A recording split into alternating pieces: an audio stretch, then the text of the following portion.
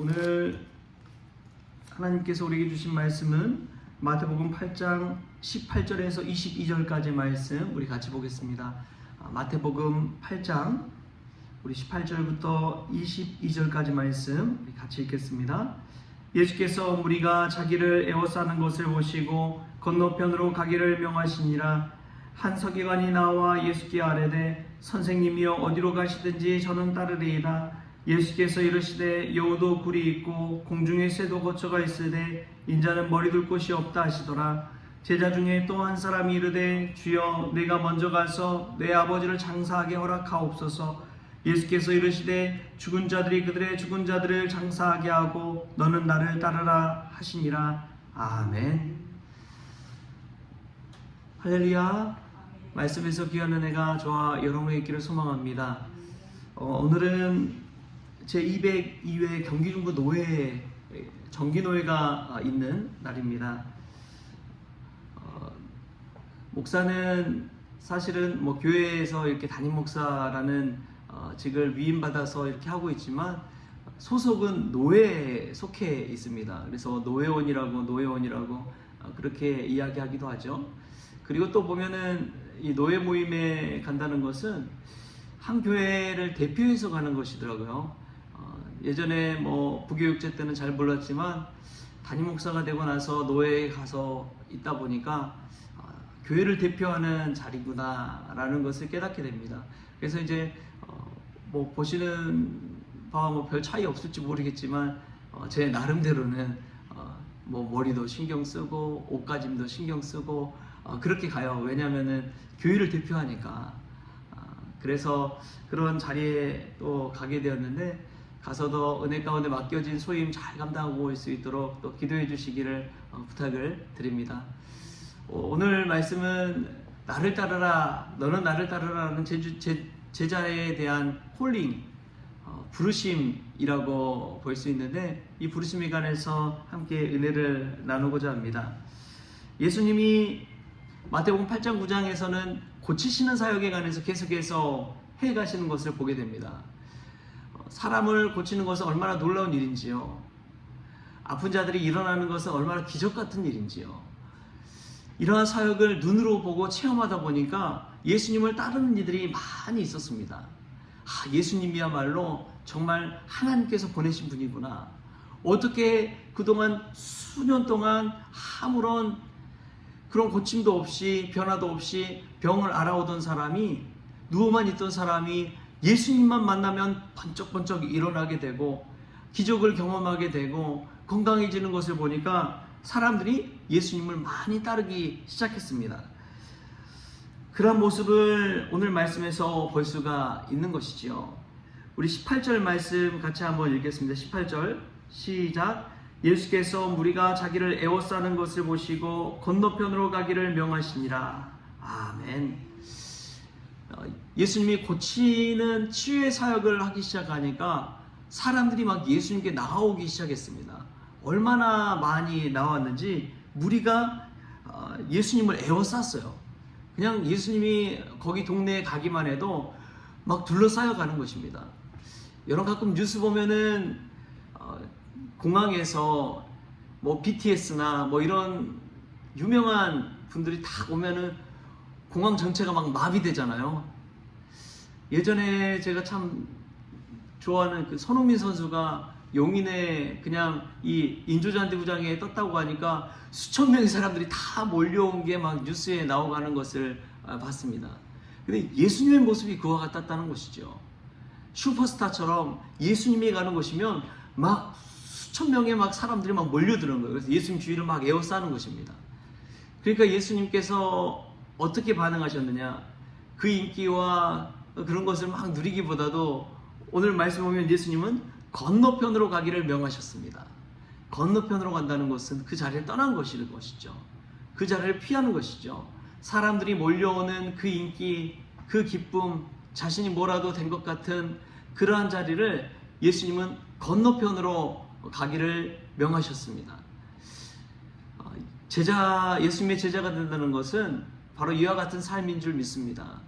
사람의 인기를 추구하기 시작하고 사람들의 시선을 의식하기 시작하면 예수님의 제자로서 살기는 어려운 것이지요. 예수님을 따르고자 하는 분명한 그 믿음이 흔들릴 수밖에 없습니다. 사람들의 눈을 의식하다 보면 전해야 될 말씀도 제대로 전하지 못하고, 하나님의 말씀보다도 사람들의 눈에, 사람들의 귀에 들리고자 하는 그 말씀을 전할 수밖에 없는 것입니다. 그러한 자리를 예수님은 떠나는 것이죠. 예수님 자꾸만 그런 모습을 보입니다. 무리들이 에워싸고 막 사람들이 모여있는 곳을 막 찾아다니기보다도 곳을 떠나 건너편으로 가셨습니다. 한적한 곳으로 가셨습니다. 그곳에 가셔서 또 기도하시고 하나님 말씀 내 마음에 충만히 채우시고, 내 뜻대로 사람들의 뜻대로 하는 것이 아니라 하나님의 뜻대로 살기 위해 몸부림치신 분이 예수 그리스도 우리 주님이시라는 것을 기억하십시오. 그렇기 때문에 예수님의 제자들도 건너편으로 가는 인생을 살아야 됩니다. 자꾸만 건너편으로 가야 됩니다. 자꾸만 한적한 곳을 찾아야 됩니다.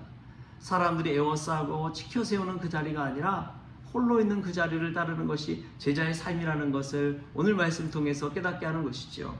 또 두 번째로 보면은 한 서기관이 나와서 예수께 이야기합니다. 선생님이여 어디로 가시든지 저는 따르리이다. 그 당시 서기관은 참 대단한 직위였습니다. 서기관은 하나님의 말씀을 그대로 기록하는 사람들이었어요. 그렇기 때문에 하나님의 말씀을 가장 잘 아는 사람들, 율법학자도 있죠. 또 서기관도 있죠. 바리새인들이 있습니다. 이러한 사람들이 하나님의 말씀을 가장 잘 알고 하나님의 말씀을 기록하는 권위 있는 사람들 중에 하나였습니다. 그 당시 서기관은 하나님의 말씀을 기록하는 사람들인데, 말씀 한자 1.1획이라도 틀려서는 안 되는 사람들이 서기관들이에요. 얼마나 철저히 훈련받는지 모릅니다.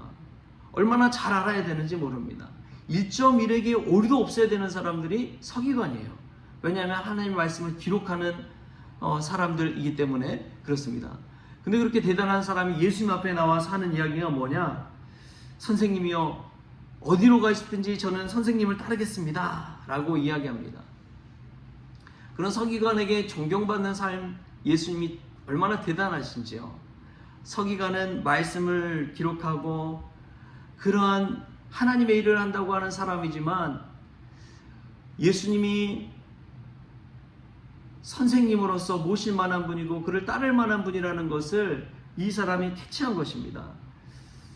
그런데 그 당시 서기관들은 이 먹고 사는데 크게 지장이 없었습니다. 예수님은 그 서기관을 보고서 먼저 경고의 메시지를 하는 거예요.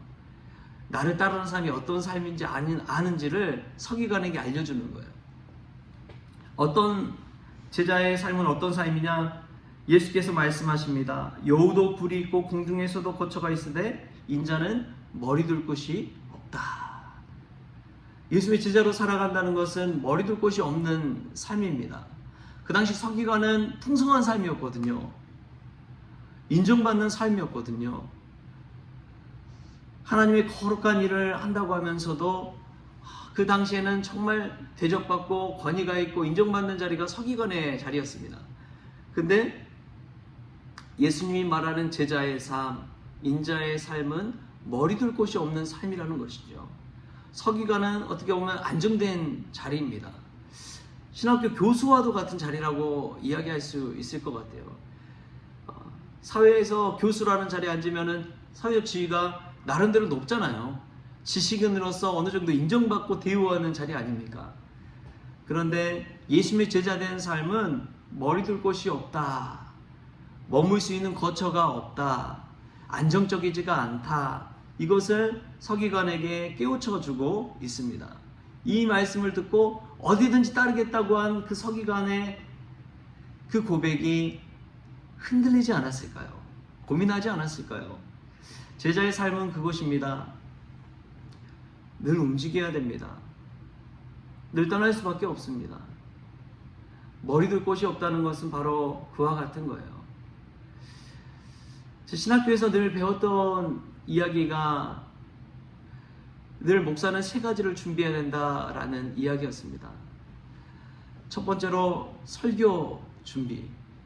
늘 말씀을 준비해야 된다. 어느 때에 말씀을 전할지 모른다.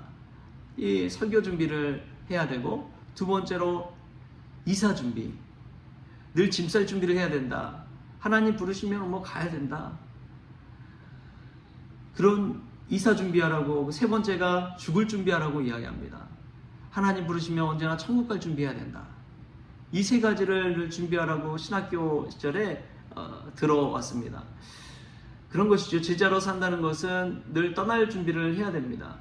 머리 둘 곳이 없는 그러한 일이기 때문에 그렇습니다. 또 세 번째로 보면은 21절 22절에 이렇게 이야기합니다. 제자 중에 또 한 사람이 이르되 주여 내가 먼저 가서 내 아버지를 장사하게 허락하옵소서. 예수께서 이르시되 죽은 자들이 그들의 죽은 자들을 장사하게 하고 너는 나를 따르라 하시니라. 예수님을 따르는 무리도 아니고 안정된 직장을 가지고 있던 서기관도 아니고 예수님께서 불러 가르치시는 바로 곁에 있는 제자 중에 한 사람이 아버지가 소천했던 것 같아요. 아버지가 돌아가셨다는 소식을 듣고 그 아버지 장례 치르는 일에 가게 해달라고 예수님 앞에 이야기합니다. 사실 이건 얼마나 당연한 이야기입니까? 너무나 당연한 이야기지요. 근데 예수님께서는 당연한 것을 뛰어넘는 이야기를 하십니다. 죽은 자들은 죽은 자들이 장사하게 하고 너는 나를 따르라. 이 말이 무슨 말이냐? 생명을 살리는 일에 너는 헌신해라. 가족적인 인연이나 이 가장 가까운 그러한 일일지라도 너는 거듭난 인생이기 때문에 생명을 살리는 그 일에 헌신해라. 죽은 자들은 죽은 자들이 장사하게 하고 너는 생명을 살리는 그 길을 따르라 라는 메시지를 전하고 있는 것이죠. 예전에 어떤 목사님 그런 이야기 하시더라고요. 주일날 아버님이 소천하셨다는 거예요. 주일날. 그래서 주일날 예배인도랑 해야 되잖아요. 설교랑 다 해야 되잖아요. 그래서 그거를 다 감당하고 시골에 내려가는데 주일을 어떻게 보냈는지도 모르겠다고 슬픔 가운데 하나님의 말씀을 그래도 전하기는 전해야겠고 예배는 감당을 해야겠고 그런 마음이 막 상충되었는데 이런 말씀이 생각났다는 거예요. 죽은 자들은 죽은 자들이 장사하게 하고 너는 나를 따르라. 그 말씀 붙들고 주일 사역을 감당하고 그리고 내려갔다는 거예요. 여러분 그렇습니다. 이건 꼭 목회자만 관련된 이야기가 아닙니다. 예수님을 따라가진 모든 사람들은 생명을 살리는 그 일이 먼저라는 사실을 기억하십시오. 장례를 치르지 말라는 그런 이야기가 아닙니다. 생명을 살리는 일이 우선순위에 있다는 것을 예수님은 기억하라 라고 오늘 우리에게 알려주시는 것이죠. 우리가 예수님의 제자로서 이러한 사명을 철저하게 주님을 따른다는 것이 무엇인지를 오늘 말씀을 통해 깨달을 수 있는 은혜가 있기를 바랍니다. 건너편으로 가십시오. 인자 제자는 머리 둘 곳이 없습니다. 장사한 자들은 죽은 자들이 장사하게 하고 생명을 따르는 그 살리는 삶을 살아가는 그런 예수님의 제자들 다 될 수 있기를 좋으신 예수님의 이름으로 축원합니다. 기도하겠습니다. 좋으신 하나님 감사합니다. 오늘도 예수님을 따르기를 원합니다. 우리를 부르시는 예수님의 그 부르심에 소명 가운데 응답하기를 원합니다. 사람들의 인기를 쫓아 살기보다 예수님께서 건너편으로 한적한 곳으로 가신 것처럼 주님을 따르기를 원합니다. 인자는 머리 둘 곳이 없는 것처럼 늘 어디에 한 곳에 안주하고 정착하는 것이 아니라 주님이 기뻐하는 그 자리, 주님이 부르시는 그 자리를 쫓아 살아가기를 원합니다. 주님 무엇보다도 생명을 살리는 그 일에 우리가 부르심 받았다는 사실을 깨닫고 전도하고 복음 증거하는 일에 더 힘을 쏟기를 원합니다. 주님, 예수님의 제자로 오늘 또 살아가기를 원하오며 예수님의 이름으로 기도하옵나이다. 아멘. 우리 주님이 가르쳐주신 기도로 오늘 새벽 기도를 마치겠습니다. 하늘에 계신 우리 아버지여, 이름이 거룩히 여김을 받으시오며 나라가 임하시오며 뜻이 하늘에서 이루어진 것 같이 땅에서도 이루어지이다. 오늘 우리에게 일용할 양식을 주시옵고 우리가 우리에게 죄진 자를 사하여 준 것 같이 우리 죄를 사하여 주시옵고 우리를 시험에 들게 하지 마시옵고 다만 악에서 구하시옵소서. 나라와 권세와 영광이 아버지께 영원히 있사옵나이다. 아멘.